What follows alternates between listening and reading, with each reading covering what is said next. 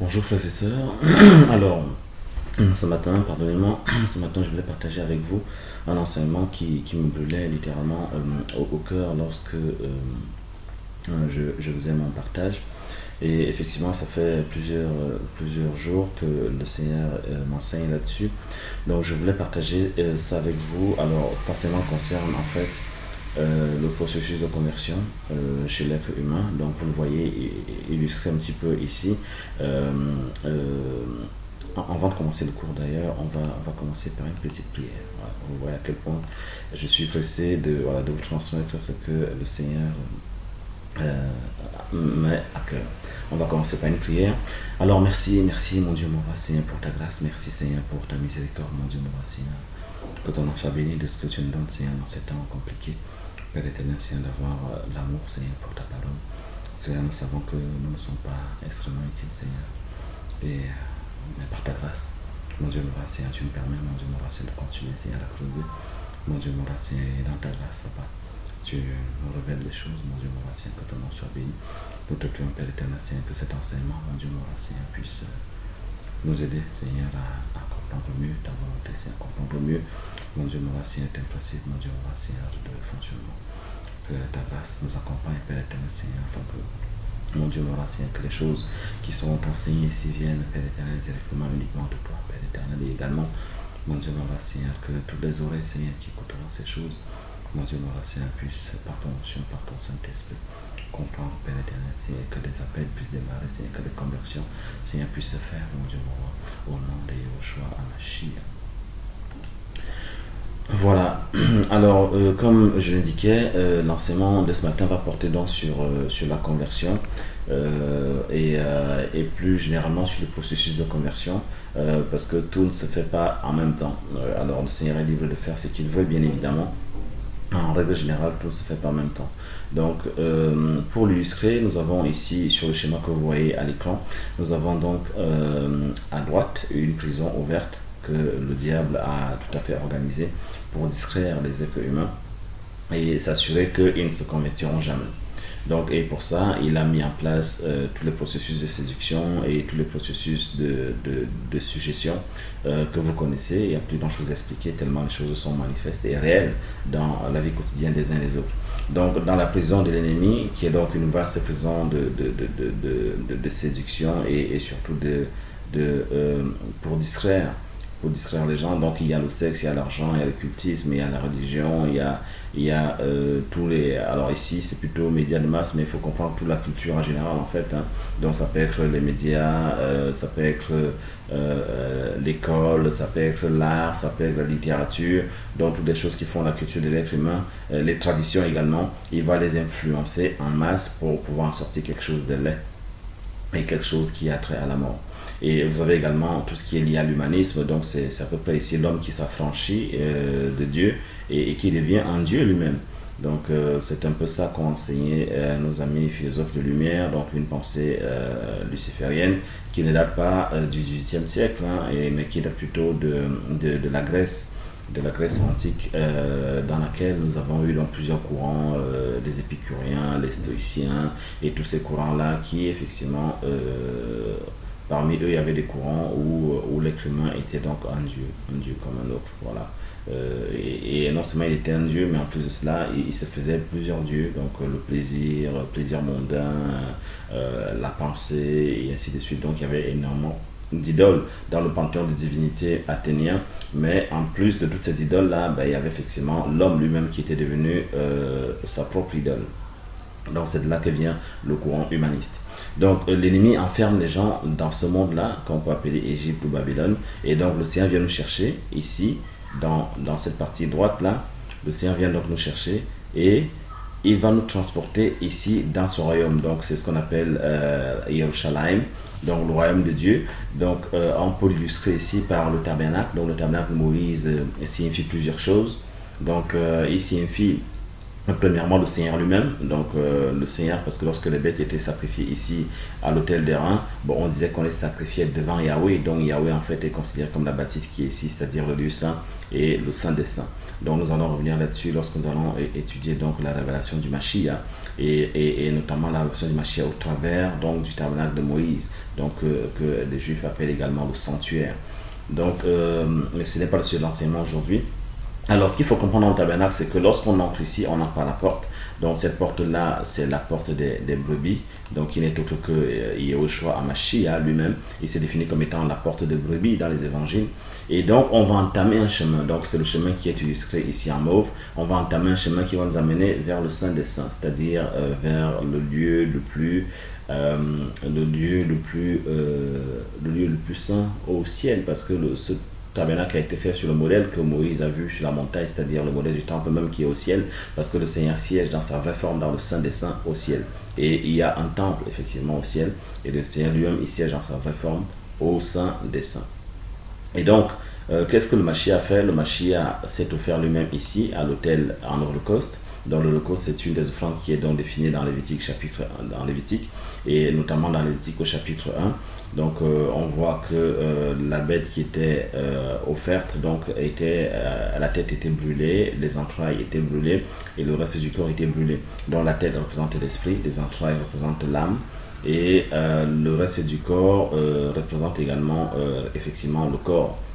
Donc le Mashiach s'est offert en entier, esprit, âme et corps, pour que nous puissions avoir accès maintenant au Saint des Saints. Pourquoi? Parce que lorsqu'il s'est sacrifié à la croix, pour de vrai cette fois-ci, là ce n'était plus le symbole qui est dans Lévitique chapitre 1, lorsqu'il s'est offert à la croix, ben effectivement le rideau qui est donc ici, qui sépare le lieu saint du Saint des Saints, s'est déchiré de haut en bas. Donc il a commencé par se déchirer par le haut pour nous faire comprendre qu'en fait c'était une décision du Père lui-même qui réconciliait donc les hommes avec lui et qui leur donnait maintenant un accès qui leur était interdit, parce que jusque-là il n'y a que le grand prêtre qui pouvait donc pénétrer au travers de ce voile, le voile du temple, qui sépare le lieu saint du Saint des Saints. Donc maintenant, parce que le grand prêtre qui est pénétré, il a pénétré avec son propre sang qui était le seul assez pur pour pardonner notre péché. Moi par exemple, je ne suis pas juif, je fais partie des nations, et donc nous étions exclus du sacerdoce. Nous étions exclus du temple parce que au temple il y avait deux parvis, il y avait le parvis pour les femmes et pour les étrangers, et il y avait également un parvis pour tous les juifs hommes. Donc la femme juive était exclue du sacerdoce, était exclue du temple parce qu'elle n'avait accès qu'au parvis extérieur du temple. Donc la femme juive était exclue, toutes les nations étaient exclues, y compris moi-même et tous mes ancêtres. Mais à cause du sacrifice du Mashiach à la croix, non seulement on pouvait accéder au temple, mais maintenant on peut même accéder au Saint des Saints, parce que avant nous, le grand prêtre y a pénétré avec son propre sang. Voilà, alors c'est pas un cours sur le tabernacle ici, je vous invite à lire Hébreux chapitre 6, 7, 8 et 9 pour comprendre un petit peu le lien entre le sacerdoce du grand prêtre qui est dans le Mashiach et la puissance en fait du sacrifice de la croix. Alors nous allons donc entrer ici, et comme le Mashiach, nous marchons sur ces classes, nous allons offrir notre âme ici à l'autel des reins, esprit, âme et corps, parce que nous nous offrons en holocauste, et donc notre vie ne nous appartient plus. Donc lorsque on est enfant de Dieu, notre vie ne nous appartient plus. Si il vous dit déménager, aller dans tel pays, ben vous y allez. Voilà. S'il vous dit alors arrêtez ce boulot, commencez plutôt l'autre par là, et ben vous le faites, vous obéissez, et du coup vous ne vivez plus avec de l'ambition, avec l'envie d'avoir des promotions, du carriérisme. Pourquoi? Parce que vous savez complètement à la disposition du Mashiach. Donc le Seigneur maintenant c'est lui qui va déterminer votre vie, et c'est lui qui va vous planter, et quel que soit là où vous plante, ben, vous savez que vous portez du fruit parce que c'est lui qui vous plante justement. Donc c'est pour ça qu'Abraham avait dit à Lot, bah, si tu vas à gauche, j'irai à droite, et si tu vas à droite, j'irai à gauche. Et pourtant, d'un côté, il y avait une plaine luxuriante qui s'appelait Sodome et Gomorrhe et qui a fait envie à Lot. Pourquoi? Parce que Lot n'était pas quelqu'un de spirituel, en tout cas à ce moment-là, et a donc suivi ce que ses yeux lui commandaient comme étant quelque chose d'intéressant, alors qu'Abraham, lui, savait que même si le Seigneur le plante dans le désert, bah, il réussira en toutes choses. Donc c'est ça en fait, donner sa vie au Seigneur, c'est de s'abandonner totalement à lui, esprit, âme et corps, et devenir simplement un instrument précisément. Un instrument inutile dans le sens où tout ce que nous faisons, que ce soit l'amour que nous avons pour les âmes, pour les juifs, pour les nations, pour les chrétiens, que ce soit l'amour que nous avons pour le Seigneur, que ce soit les dons que nous recevons, toutes ces choses-là sont produites par l'esprit du Mashiach qui est en nous. C'est l'esprit de Dieu qui est en nous qui produit toutes ces choses-là. Et c'est pour ça que le Seigneur nous dit nous sommes des instruments inutiles. C'est une phrase qui m'a choqué avant que je comprenne effectivement où est-ce que le Seigneur voulait en venir. Et lorsqu'on grandit et qu'on avance avec le Seigneur, on comprend qu'en fait, tout ce que nous avons de bon, nous le tenons de lui. Même la vie de se convertir, c'est d'abord lui qui vit en nous et non pas l'inverse. Donc c'est le Seigneur qui est au contrôle de tout. Donc ce que nous faisons, c'est que nous entrons ici par la porte des brebis, qui n'est nul autre que le Seigneur lui-même. Donc cette porte des brebis est le Seigneur. Il s'est défini comme étant la porte des brebis, dans les évangiles. Et donc nous entrons par lui, nous l'acceptons dans nos vies. Et ensuite, nous allons maintenant commencer ce chemin pour aller vers le Saint des Saints. Et donc la première étape, c'est celle-là, c'est au niveau de l'autel des reins, où nous allons nous offrir un holocauste, esprit, âme et corps. Et c'est là que nous nous convertissons et que nous devenons enfants de Dieu. Voilà, donc vous allez comprendre où est-ce que je veux en venir avec le processus de conversion. Il ne s'agit pas de donner un enseignement extrêmement compliqué ici. Vous allez voir par la grâce de Dieu, c'est très simple à comprendre. Alors, on va aller donc dans Matthieu, premier verset, Matthieu chapitre 3.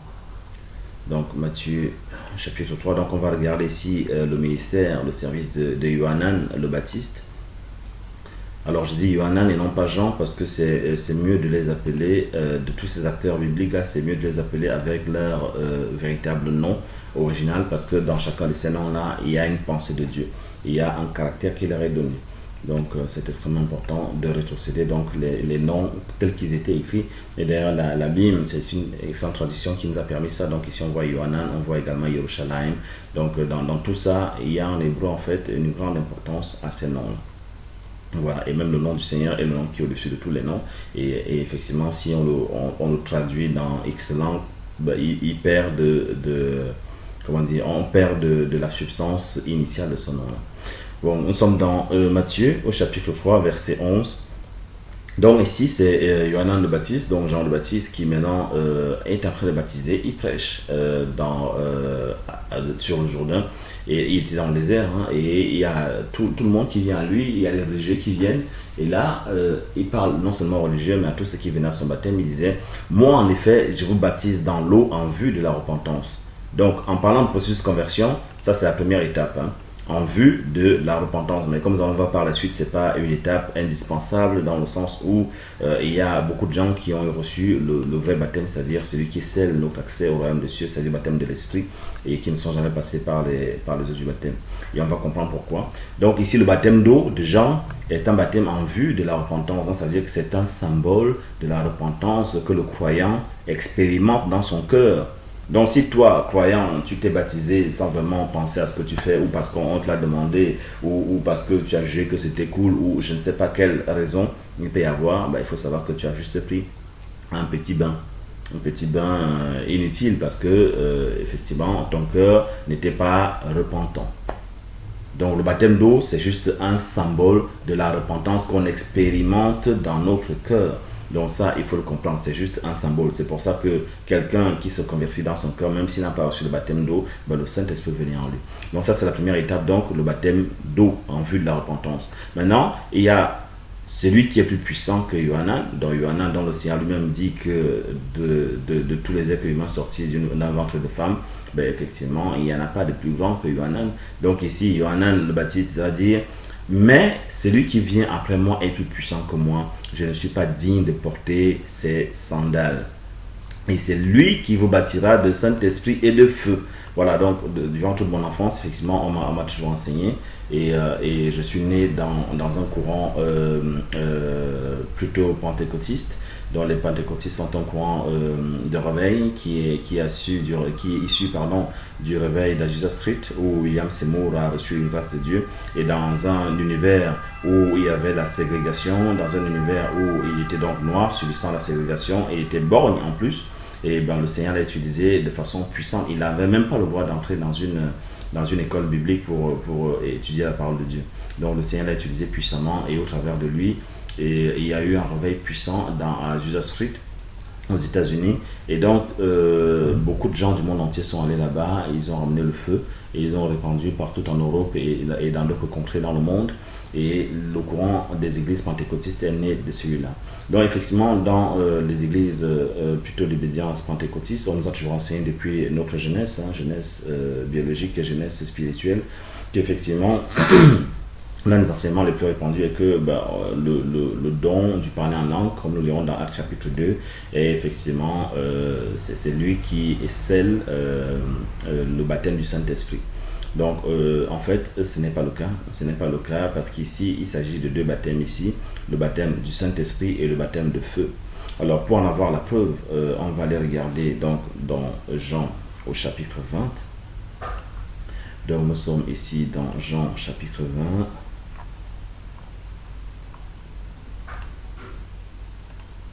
À partir du verset 21. Donc ici, le Seigneur est mort et ressuscité, donc il est ressuscité avec un corps glorieux, le même que nous aurons lorsque nous serons changés en un instant, comme le dit l'apôtre Paul, lors de l'enlèvement. Donc nous aurons également des corps glorieux, et aussi, même ceux qui sont décédés avant, ils auront un corps glorieux, et nous rejoindrons tous le Seigneur au ciel. Donc ça, c'est au moment de l'enlèvement. Donc le corps glorieux, c'est un corps comme les disciples ont pu voir ici avec le Seigneur. Ils pouvaient disparaître dans un endroit, réapparaître dans un autre endroit. Ils pouvaient manger avec ce corps-là, la même nourriture que tout le monde. Il va demander qu'on lui ramène, notamment la première fois qu'il apparaît, qu'on lui ramène de la nourriture. Il a mangé, et puis il a mangé aussi du poisson brisé qu'il a fait lui-même avec eux lorsqu'il les a trouvés en train de pécher. Donc c'est un corps qui aura des caractéristiques extrêmement extraordinaires. Mais ce n'est pas ça le sujet de l'enseignement aujourd'hui. Alors ici, donc, le Seigneur leur apparaît et il leur dit, et alors Yahushua leur dit de nouveau, paix à vous, comme le Seigneur m'a envoyé, moi aussi je vous envoie.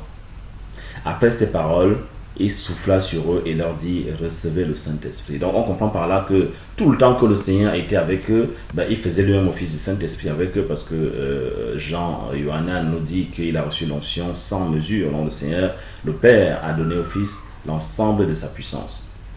Et il n'en disait pas parce qu'il a choisi lui-même la faiblesse, parce qu'il fallait qu'il apparaisse comme un homme, et il a vaincu le péché comme un homme, il a été cloué à la croix comme un homme, mais à l'intérieur de lui, c'était l'Esprit de Dieu.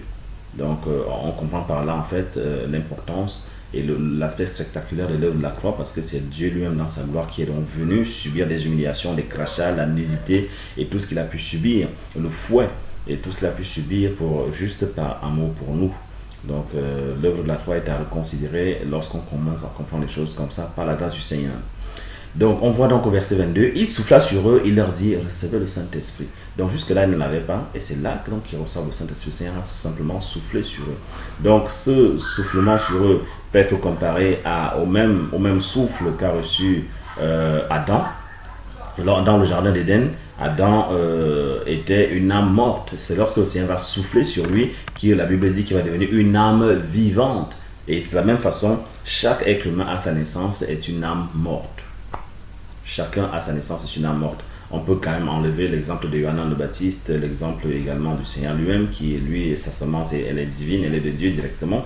Mais en revanche, Yohanan le Baptiste, il était déjà ou en étant dans le ventre de sa maman, on le voit quand on lit l'évangile de Luc, où au travers de lui, sa maman s'est mise à prophétiser. En fait, c'est déjà le prophète de Yohanan qui prophétisait dans le ventre de sa maman. Donc le Seigneur est libre de baptiser. En fait, lorsque il y a, on ne va pas faire un cours de biologie parce qu'on n'en a pas les capacités ni les moyens, mais à partir du moment où il y a conception, à partir du moment où le spermatozoïde féconde l'ovule, à partir de ce moment-là, il y a déjà un esprit humain installé. Donc c'est pour ça que tout avortement est extrêmement grave, c'est purement et simplement un assassinat, parce que c'est déjà un être humain formé avec un esprit qui existe réellement et qui a toutes les propriétés et les caractéristiques d'un esprit humain. Donc même si c'est encore au stade de l'œuf, au stade du fœtus, et effectivement c'est un être humain à part entière, parce que ce qui est important, ce n'est pas l'aspect physique, c'est plutôt l'esprit qui est à l'intérieur. Donc si vous, femmes, ou bien vous avez avorté, ou bien vous, hommes, vous avez encouragé votre femme ou une copine, une ex-copine à avorter, sachez que vous avez péché gravement. Et il y a des conséquences spirituelles désastreuses à ce type de choses. Et c'est pour ça que certaines vies sont des vies extrêmement très négativement impactées. Toutes les femmes qui sont passées par là, s'il n'y a pas de repentance, elles ont fait alliance avec le démon de mort.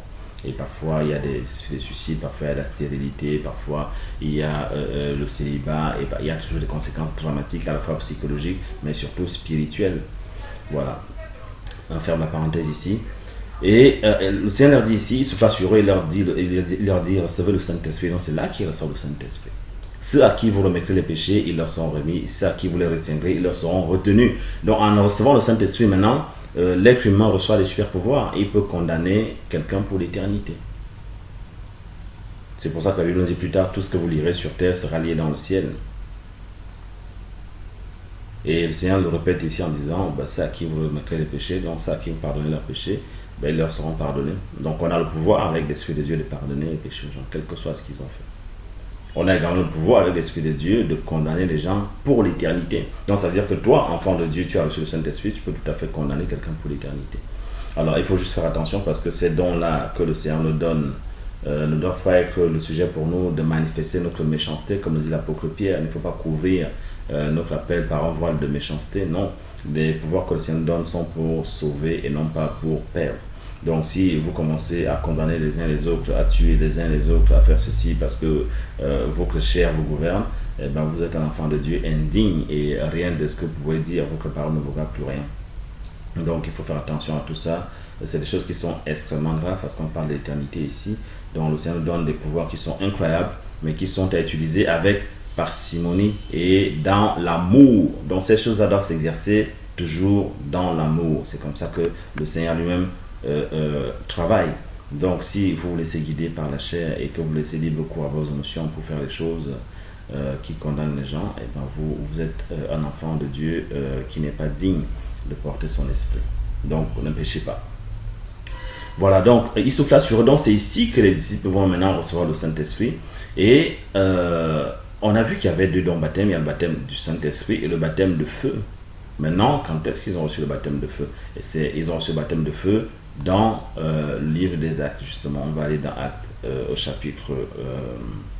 alors, juste avant d'aller dans Actes, on va voir les conséquences en fait de la réception du Saint-Esprit ici. Donc, on a compris que ça se passe en 3 étapes. La première étape, c'est donc le baptême d'eau, qui est donc simplement le symbole externe d'une repentance qu'on a expérimentée à l'intérieur de nous. Voilà, donc ça, c'est la première étape. Donc, une fois qu'on se repent, le Saint-Esprit vient en nous et c'est là que ça se passe dans Jean chapitre 3 où le Seigneur va en souffler sur nous comme il a soufflé sur Adam pour qu'Adam devienne une âme vivante. C'est là qu'on commence à vivre, c'est-à-dire que le Saint-Esprit vient habiter à l'intérieur de l'esprit humain et donc maintenant on est gouverné par le Saint-Esprit tout comme les sorciers sont gouvernés par le démon de sorcellerie. Donc nous sommes maintenant gouvernés par le Saint-Esprit et naturellement nous épousons le caractère de Dieu parce qu'il est en nous. Donc, ces actions doivent se manifester au travers de Dieu est humble, donc nous sommes humbles. Dieu aime, donc nous aimons. Dieu est dans la joie, donc nous sommes dans la joie. Et tous les fruits de l'esprit que nous pouvons lire dans Galates chapitre 5, verset 22, l'amour, la joie, la paix, la bénignité, la maîtrise de soi, tout ça, nous devons commencer à l'expérimenter nous-mêmes. Donc, ça veut dire que si vous vous convertissez et que vous voyez qu'il n'y a pas de différence avec celui que vous étiez auparavant, il faut savoir que vous n'êtes pas converti. Parce que le Seigneur le dit clairement, c'est par les fruits que nous reconnaissons. Vous les reconnaîtrez par leurs fruits. Donc, effectivement, si vous voyez quelqu'un avec une grosse Bible sous la main et que vous voyez qu'elle est versée dans toutes sortes d'impuretés, de péchés, de toutes les choses que commettent les gens qui sont même parfois moins méchants que lui, qui sont dans le monde, sachez que celui-là n'a pas reçu l'Esprit de Dieu. Ou alors il a reçu et l'Esprit de Dieu soit s'est éteint, soit est carrément il a quitté. Parce que c'est tout à fait possible, comme on le voit dans Ézéchiel 8 et Ézéchiel 9, où l'Esprit de Dieu va quitter le temple de Jérusalem à cause de l'idolâtrie et du culte des démons et de tous les péchés qui étaient commis par l'élite religieuse et par tout Israël. Donc lorsque l'impureté est arrivée à un certain niveau, c'est considéré comme un blasphème contre l'Esprit et l'Esprit de Dieu peut tout à fait s'en aller. Donc c'est ce qui se passe souvent lorsque les gens qui servaient le Seigneur sont pris dans le péché et refusent de se repentir. Voilà, donc on peut également voir que l'Esprit de Dieu, la réception de l'Esprit de Dieu, c'est ça qui scelle en fait notre appartenance au royaume du Seigneur. Donc on peut le lire dans Romains 8 au verset 9. On va d'abord lire 1 Corinthiens 12, 13. 1 Corinthiens 12. 1 Corinthiens chapitre 12 au verset 13.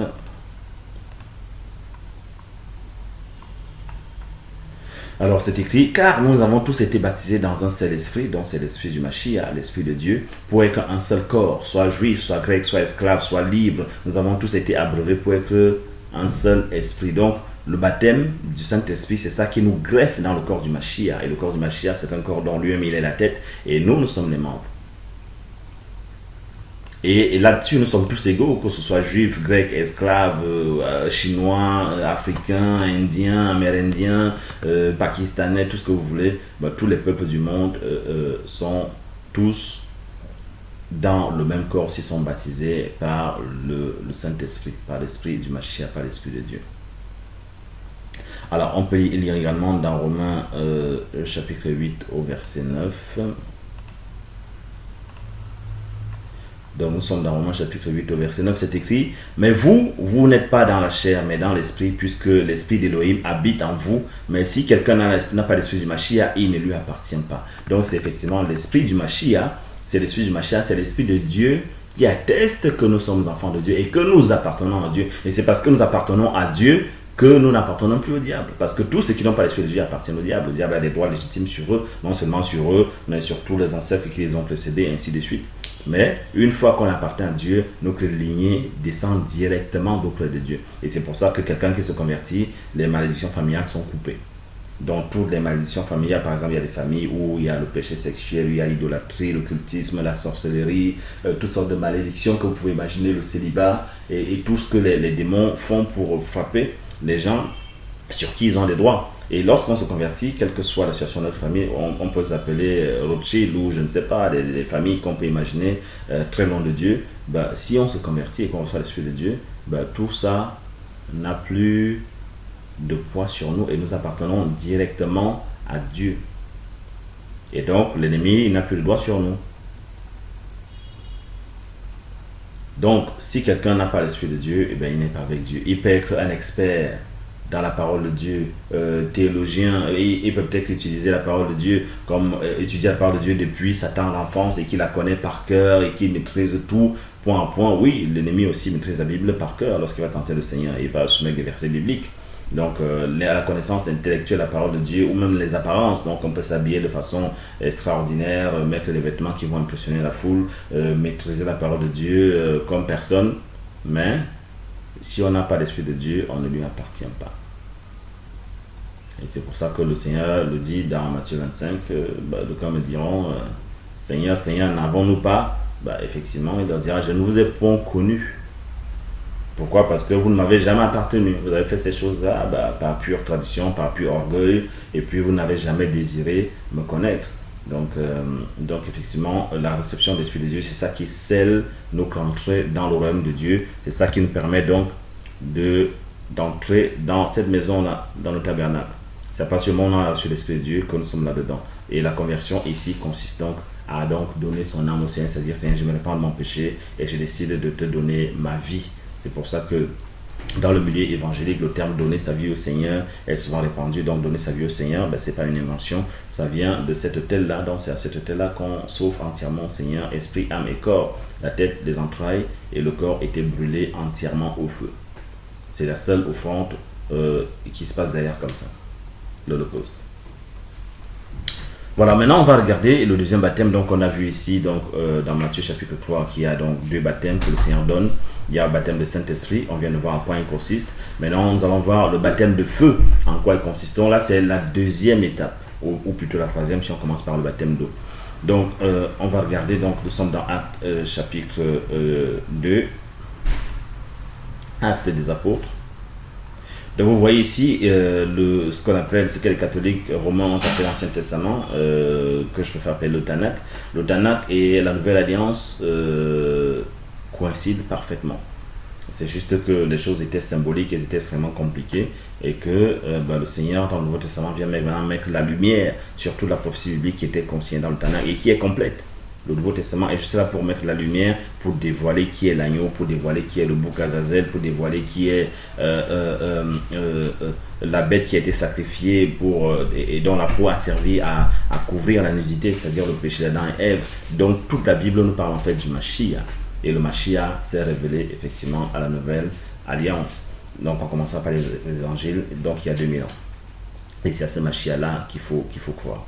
Donc nous sommes ici dans Actes au chapitre 2, nous allons lire au verset 4. Donc les disciples qui avaient déjà reçu le Saint-Esprit, comme nous l'avons vu dans Jean 20, maintenant ici, ils vont recevoir, il y a des langues de feu qui vont se poser sur eux. Donc les langues de feu, c'est effectivement le baptême de feu dont parlait Jean dans le passage que nous avons lu dans Jean chapitre 3.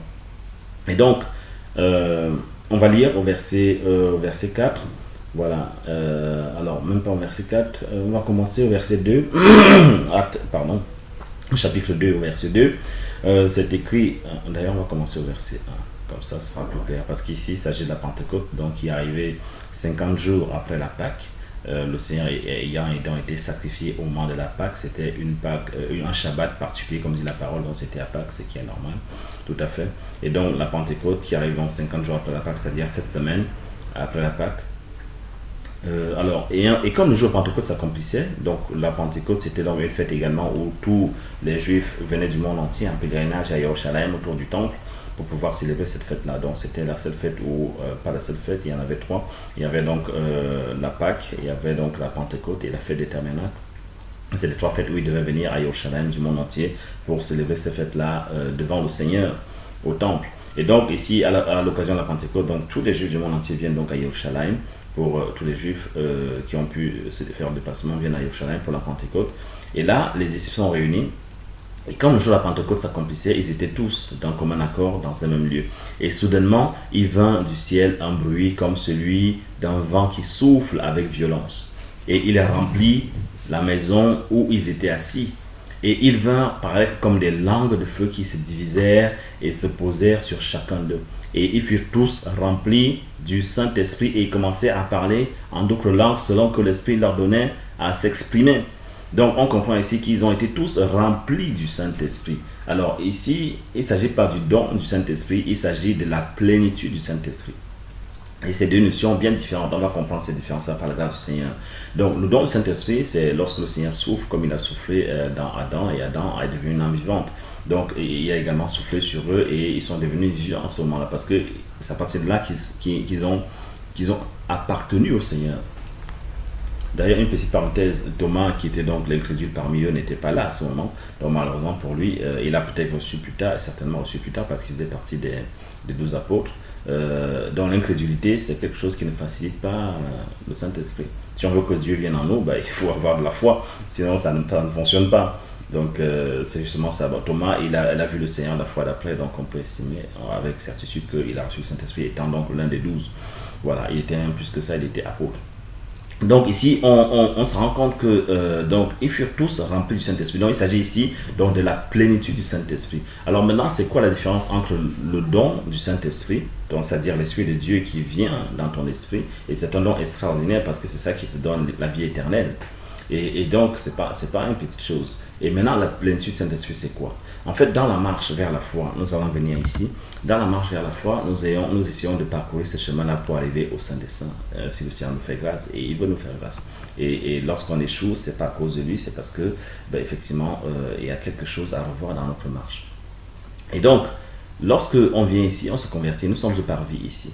La conversion, c'est pas ce parvis. On se convertit ici en donnant notre âme en holocauste. Notre esprit, notre âme, notre corps en holocauste, pardon. Et là, dans la cuve des reins, nous commençons donc à nous laver, parce que c'est dans cette cuve des reins donc, que les prêtres faisaient donc les rituels de lavement avant d'aller servir ici dans le lieu saint. Donc dans le parvis, donc ça c'est effectivement considéré comme le corps. Donc dans le parvis, on donne notre vie au Seigneur, et ici, on se lave par l'eau. Donc cette eau-là, ce n'est pas l'eau du baptême ici, ça c'est une eau, c'est-à-dire la lecture quotidienne de la parole de Dieu. Donc il faut continuer. Donc si on reçoit la plénitude du Saint-Esprit, tout est dans la parole de Dieu. Il faut lire la parole de Dieu, il faut la méditer, il faut creuser, il faut prier, il faut être dans l'intimité avec le Seigneur. Donc c'est toutes ces choses-là qui font qu'à un moment, le Seigneur va donc vous donner la plénitude de son esprit. Et la plénitude de son esprit, c'est quoi? C'est le moment où on va cesser d'être un bébé spirituel et on va commencer maintenant à servir le Seigneur en allant chercher d'autres âmes qui sont encore dans la partie droite là, c'est-à-dire dans le monde, pour les ramener dans le royaume, et également en participant à la purification et à l'amélioration de tous les enfants de Dieu qui sont déjà là-dedans et qui ont besoin aussi d'être de se parfaire là-dedans, parce que tous les dons que le Seigneur nous donne, qui sont consignés dans 1 Corinthiens 12, en tout cas pour partie, tous ces dons-là, ils servent à quoi? Ils servent à ce qu'on puisse mutuellement s'édifier. Donc s'il y en a un qui a le parler en langue, il va édifier les autres avec la traduction de se parler en langue. S'il y en a un qui prophétise, il va prophétiser, il va édifier toute l'assemblée. S'il y en a un qui chante, il va chanter et il va bénir toute l'assemblée. Donc tous ces dons-là sont faits pour pouvoir, comme d'ailleurs l'apôtre Paul le dit dans 1 Corinthiens 12, pour l'édification des saints. Et dans Ephésiens chapitre 4 verset 11, pardon. C'est pour l'édification du corps de Christ. Donc il y a deux choses. Quand on entre ici, on est encore un bébé spirituel, comme c'était le cas dans les églises auparavant. Moi, à titre personnel, je recommande vraiment l'arrêt des églises dans le format actuel, parce que c'est là-dedans que le diable chasse les âmes, et on voit que c'est la défaite la plus totale. Donc ce que je recommanderais par la grâce de Dieu, c'est les assemblées de maison. Voilà. Donc vous craignez Dieu, vous connaissez autour de vous des gens qui craignent véritablement Dieu. C'est avec eux qu'il faut s'assembler, parce que la mauvaise compagnie corrompt les bonnes mœurs. Et c'est comme ça que beaucoup de chrétiens sont morts. C'est comme ça que beaucoup de juifs ont été pervertis. Et même ceux qui suivaient le Seigneur ont été blessés à mort. Donc ne vous réunissez pas avec des gens qui ne craignent pas le Seigneur, parce qu'il n'y a rien de plus dangereux pour un juif qu'un autre juif qui est comme lui, mais qui ne craint pas Dieu. Il n'y a rien de plus dangereux pour un chrétien qu'un chrétien qui est comme lui, parce que vous priez, il connaît les codes, celui qui ne craint pas Dieu, il connaît les codes, il peut facilement se passer pour un enfant de Dieu, et il sait exactement comment tuer ceux qui suivent le Seigneur. Donc n'allez plus dans les églises, réunissez-vous avec des gens dont vous connaissez les vies et que vous savez qui craignent véritablement notre Seigneur. Et puis lorsque ce n'est plus le cas, vous vous séparez. Vaut mieux se séparer que de mourir. Voilà. La mauvaise compagnie corrompt les bonnes mœurs. Et le meilleur moyen pour l'ennemi de tuer, c'est de noyauter.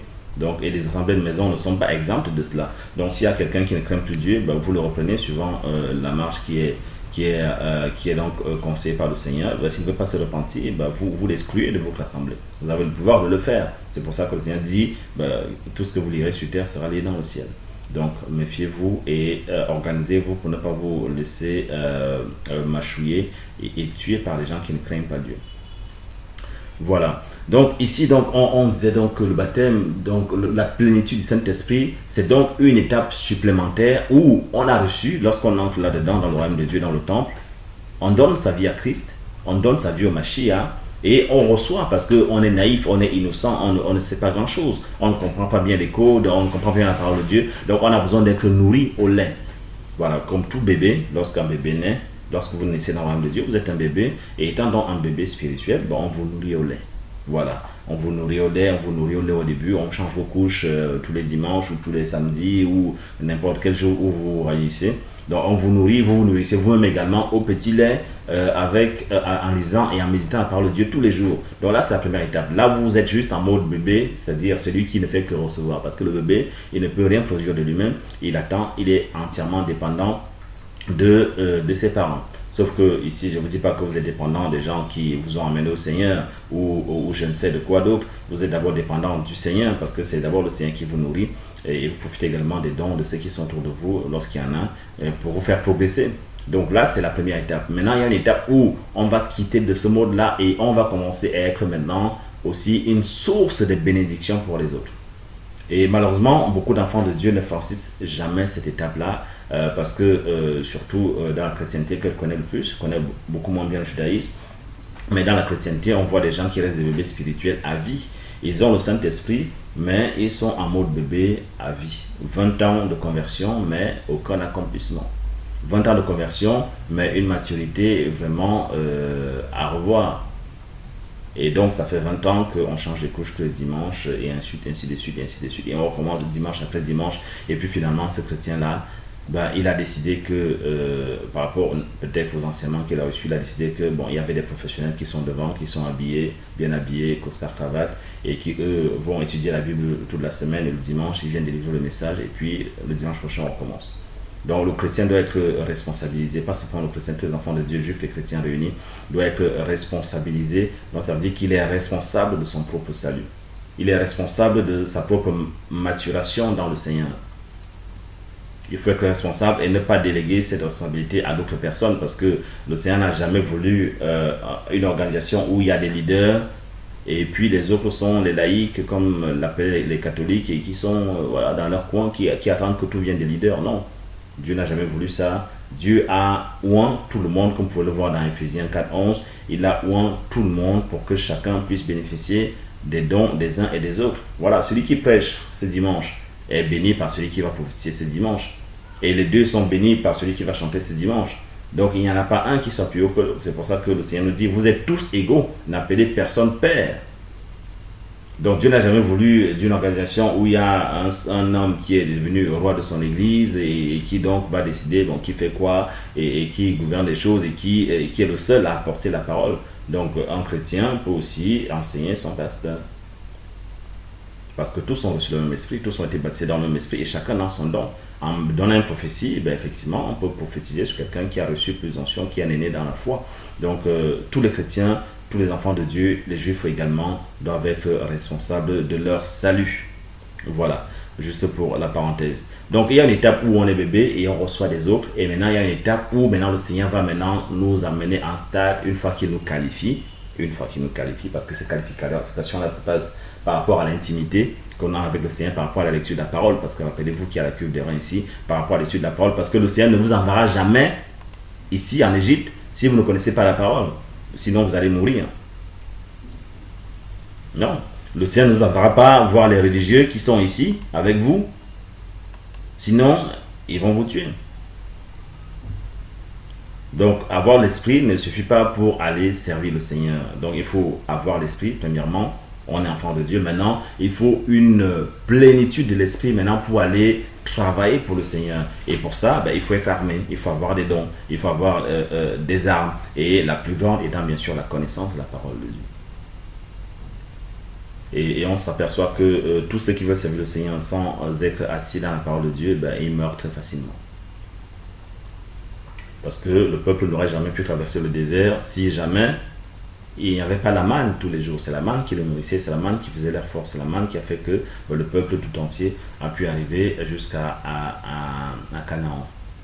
Donc tout est basé sur la parole. Donc si vous avez quelqu'un devant vous qui vous balance de belles choses et qui a une Bible énorme sous le bras, mais vous voyez qu'il n'est pas bien enraciné dans la parole de Dieu, ben, il faut savoir que c'est que du vent.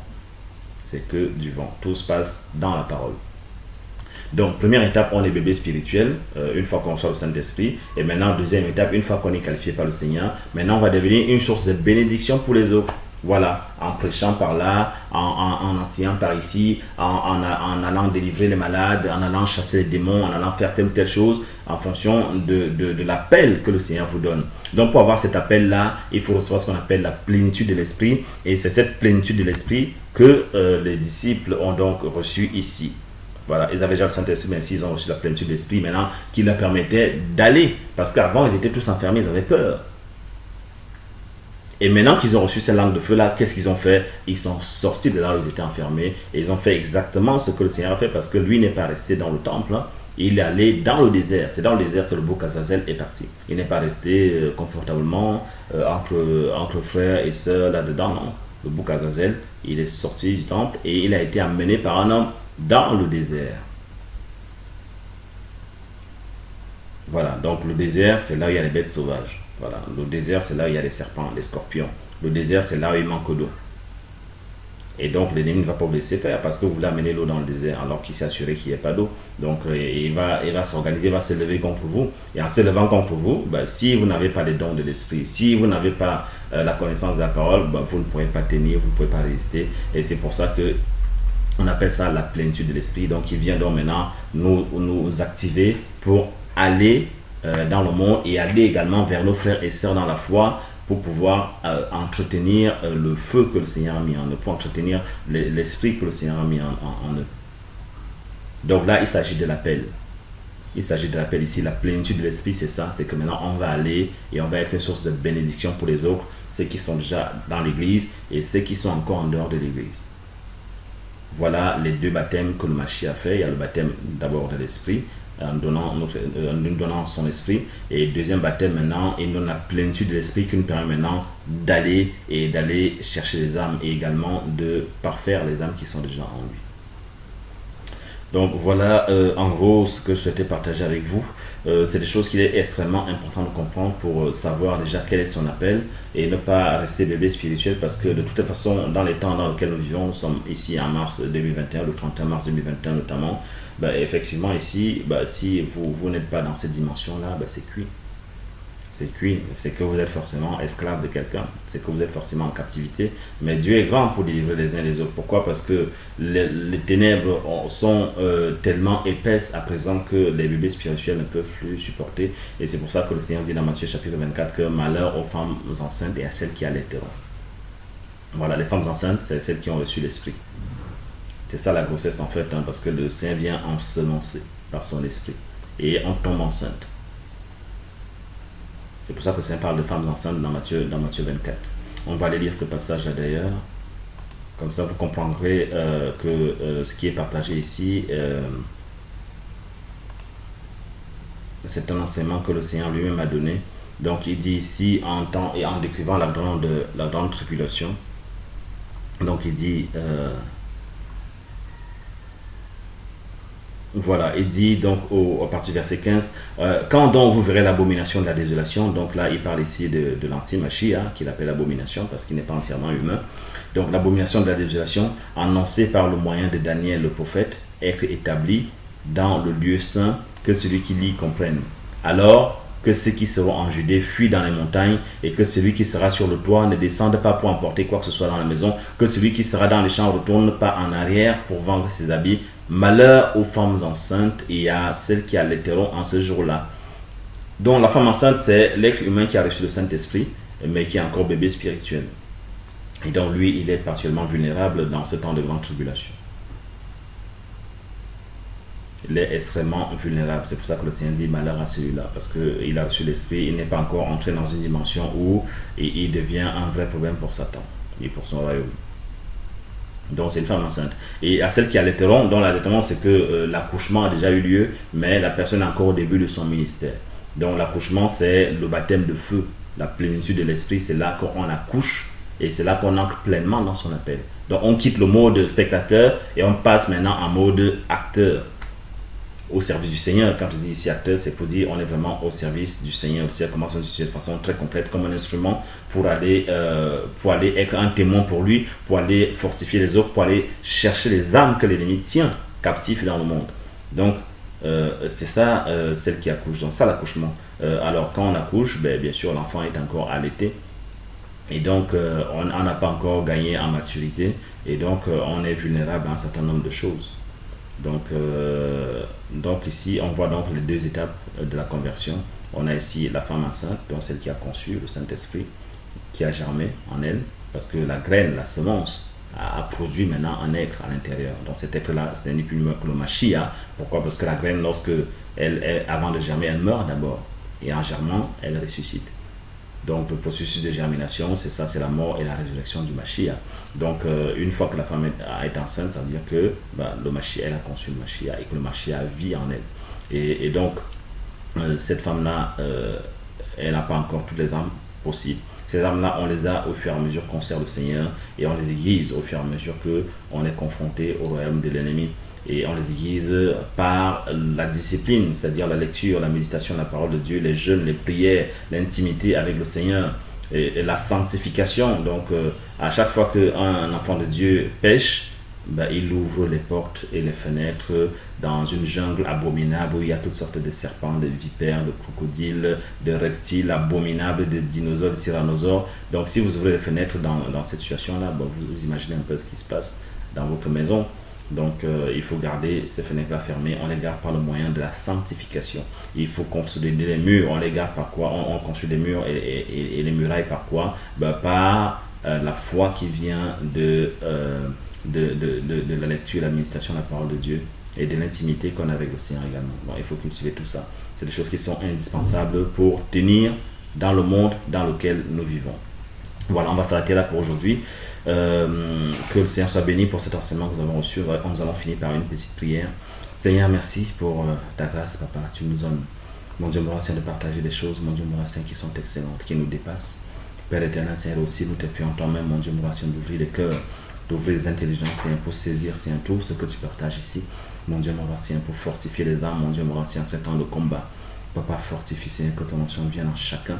Mon Dieu, Seigneur, que ceux qui n'ont pas ton esprit, Papa, qui écoutent ces choses, qui reçoivent ton esprit, Père éternel, Seigneur.